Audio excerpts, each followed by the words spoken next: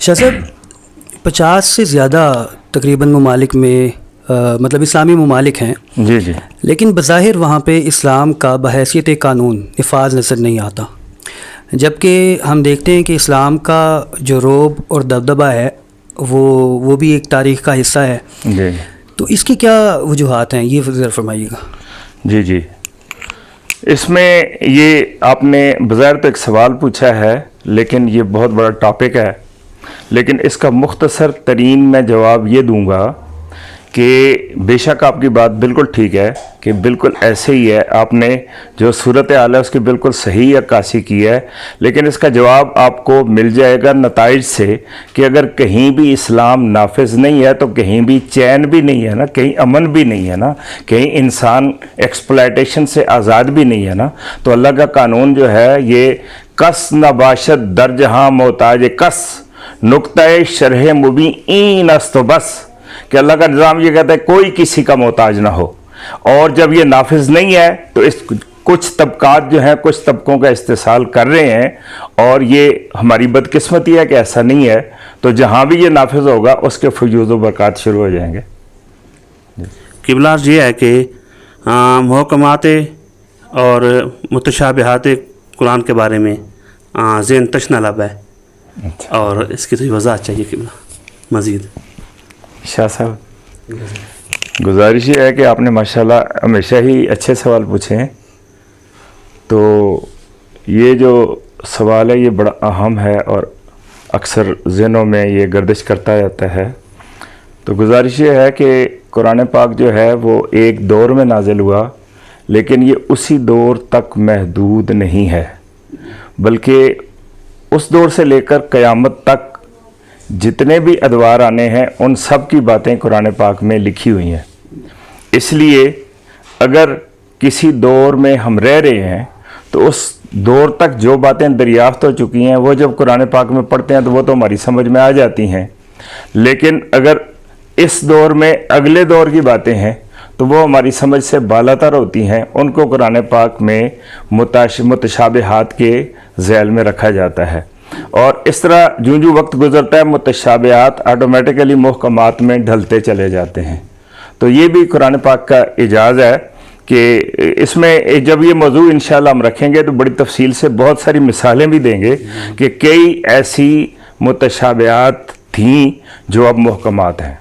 وہ کویشچن تھا کہ یہ قرآن مجید کی جو تلاوت ہے اس پہ جو اس کے ایک ایک لفظ کے بدلے میں جو ثواب ملتا ہے، اور جو اگر رمضان بھی آ رہا ہے تو تلاوت قرآن پہ جو ثواب، جب اس کے بارے میں آپ کیا کہیں گے کہ ثواب کا کیا کیا سلسلہ ہے، اور کیا صرف ثواب ہی کے لیے یہ مطلب دین کے اندر آیا ہے قرآن مجید کی تلاوت؟ جی جی جی جی، یہ بالکل ٹھیک ہے کہ یہ پریویلنگ جو ہے نا ہمارا کنسیپٹ یہی ہے کہ عام طور پہ قرآن پاک کو پڑھا جاتا ہے ثواب کی ہی نیت سے. لیکن کیا اس کو ہم مان لیں کہ یہ قرآن پاک پڑھنے سے ثواب ہوتا ہے، اور وہ کوئی اس طرح کی چیز ہوتی ہے کہ جو انویزیبل ہوتی ہے اور وہ ہمارے کھاتے میں ہمارے اکاؤنٹ میں جمع ہوتی جاتی ہے؟ تو اس کا میں جواب دوں گا ہاں بالکل ایسا بھی ہے. اس لیے کہ نبی پاک صلی اللہ علیہ وسلم نے جب اس کا تذکرہ فرمایا تو آپ نے ارشاد فرمایا کہ اس کا ایک ایک حرف پڑھنے سے 10 نیکیاں ملتی ہیں.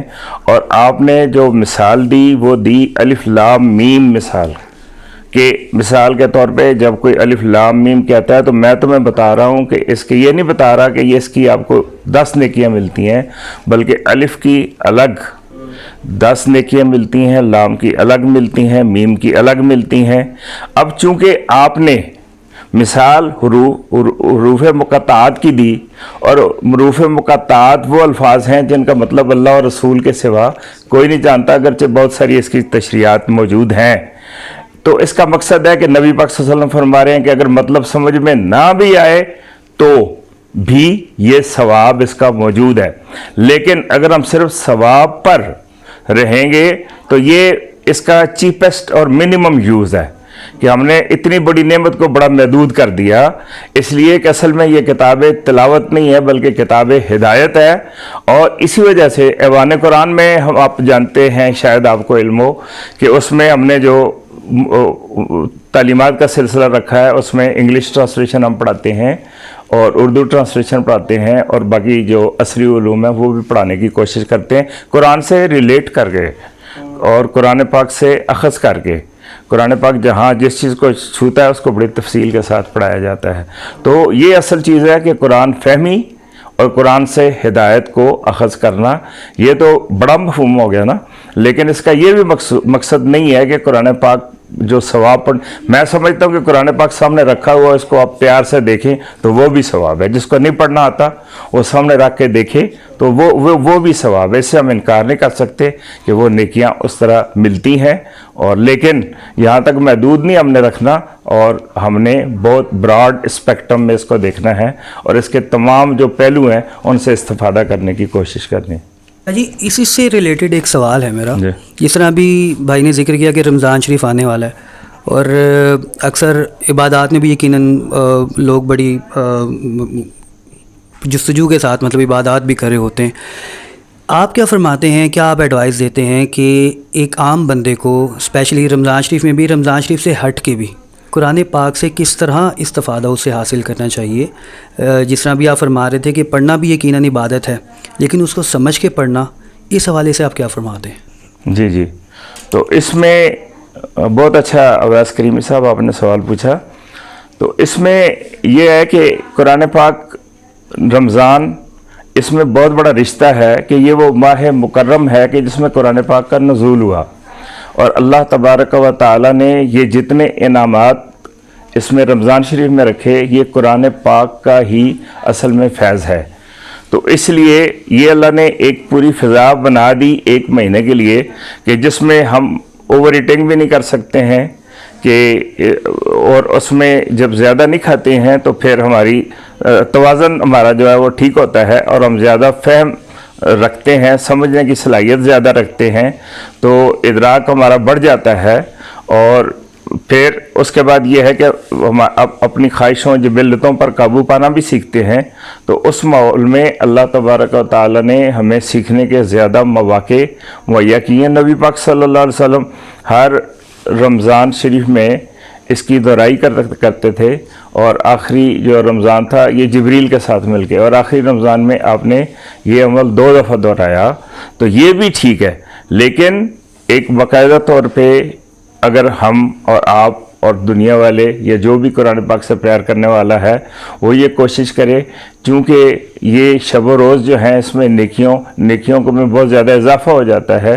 تو اس لیے قرآن پاک کو سمجھنے کے لیے میں زیادہ سے زیادہ کوشش کروں تو اللہ تبارک و تعالیٰ اس میں بہت زیادہ برکت ڈالے گا. اور یہ یقین کریں کہ قرآن پاک نازلہ پڑھنے کا تو ثواب ہوتا ہے, لیکن جب آپ اس پہ غور کرتے ہیں تو آپ کی نیکیاں ملٹی پلائی ہو جاتی ہیں, بہت زیادہ بوسٹ ہو جاتی ہیں.